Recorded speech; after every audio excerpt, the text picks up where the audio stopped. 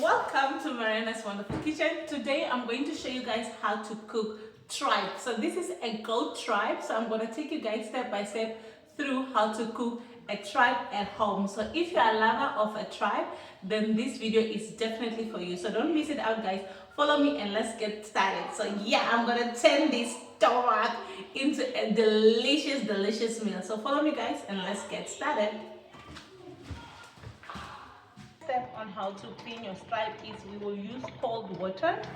You turn your cold water on, and then the aim is to remove this dead skin.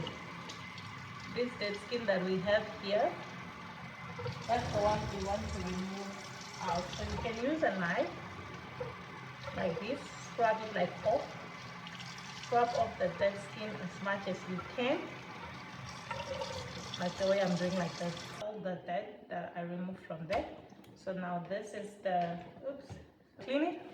So the outside is already clean, inside is already clean. I removed some fat outside. So now we are going to go to the next step. I'll just rinse it out with. So now that step is done, so I'm just gonna rinse it out with clean water, and then we're gonna move to the next step, which is now chopping the stripe. So I'm just gonna dry that out and put it here, and then we're gonna go to the chopping stripe. So look how beautiful this looks already. So today I'm gonna use my chef knife.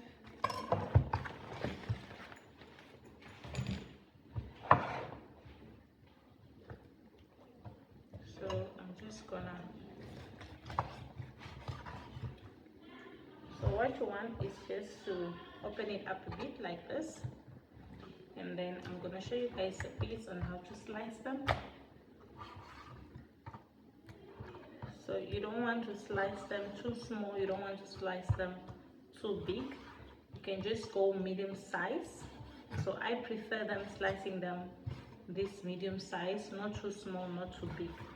You need to have that white meat texture in your stripe. And one thing I want to tell you also, when you slice it too big, your stripe will take long to cook. So always go medium size or small, so that it's easy to cook. So when it's big, it's difficult to cook.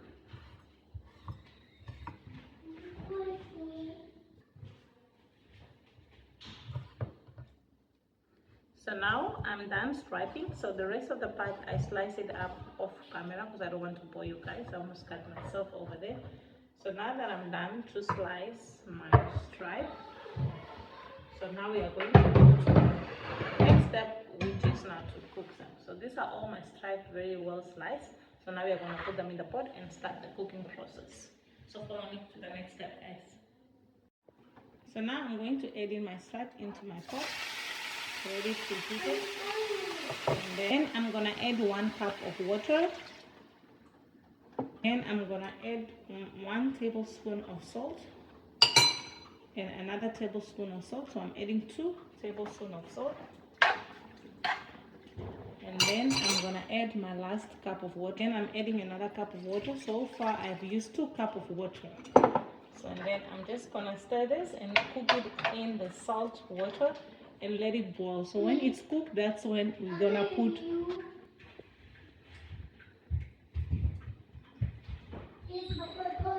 So when it's cooked, that's when we're going to add our seasoning. For now, we're just going to boil it into the salt water. Some people prefer putting the seasoning before, but for now, in this recipe I'm going to do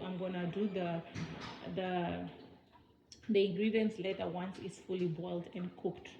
2 hours, and then after that, we're going to see how soft it is. So every 30 minutes, I'll be checking on it and then adding water slowly. Stripe really takes long on cooking, so if you have a steaming pot, it actually takes an hour. It's faster, but for me, I don't have a steaming pot, so I'm showing you how to cook the olden ways. So I'm just having my normal pot.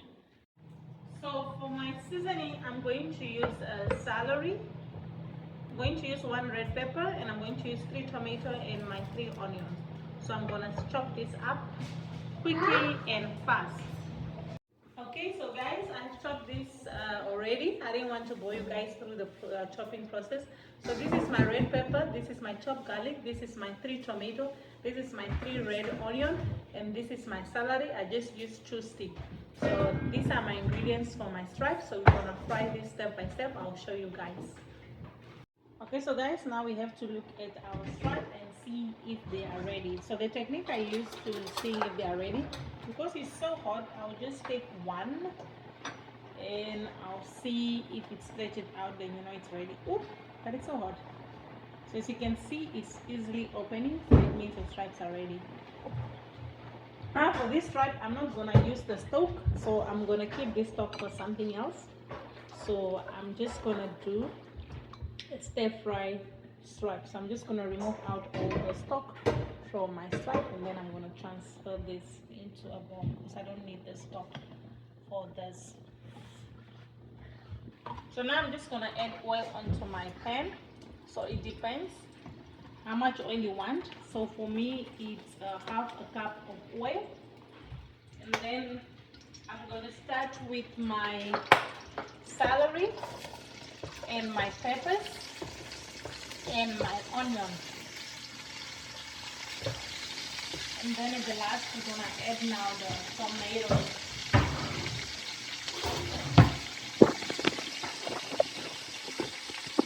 Okay, so then I'm just gonna stir this up and let that cook for 10 minutes. Now that my peppers are ready, just want to show you guys how my peppers are ready. So now that my peppers are ready, I'm gonna add in my tomatoes, and I'm gonna let that also come to cook and fry them up. So now that my tomatoes are cooking like this, I'm gonna add in my stripe inside. Then I'm gonna mix that up very well together. Then I'm gonna add 1 tablespoon of tomato paste. Then I'm gonna add 1 tablespoon of chicken stock for my seasoning. Then I'm gonna add 1 tablespoon of smoked paprika. Then I'm gonna add 1 tablespoon of paprika. Then I'm gonna add my chopped garlic, that were 6. And then I am just gonna mix this up very well, everything together. I'll just mix this up. Look how beautiful and delicious this looks. And then I'm gonna let this steam in the tomato and all my seasoning together. I'm gonna let that steam for about 5 to 6 minutes. Then I'm just gonna cover this up and let it steam. So I don't need my stripe stock at all. So after 5 minutes, I'm gonna open this up and we're gonna have a look at this yummy stripe. So this is it. This is how my stripe are looking. So delicious, so yummy. So this is my final strip. Look how delicious and yummy this looks. So I'm going to serve this with some side of puff puff and boiled fresh potatoes. So yeah, these are my final strips. So from the goat stomach to my beautiful pot, this looks so delicious. So let's dig in. So now I am just gonna serve this up.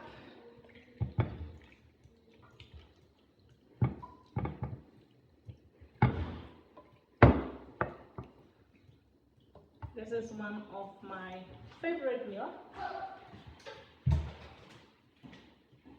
And then I am just gonna have this with my papa and potatoes.